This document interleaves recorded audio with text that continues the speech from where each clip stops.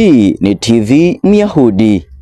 Mpenzi mtazamaji, vijana wa Gen Z wazidi kusema kwamba tarehe 25 watajitokeza kwa wingi kumpinga Rais William Ruto, huku wakisema kwamba lazima waingie wengi mjini Nairobi na wengine maeneo mengi nchini Kenya ili wazidi kuandamana kupinga utawala huu wa Rais Ruto.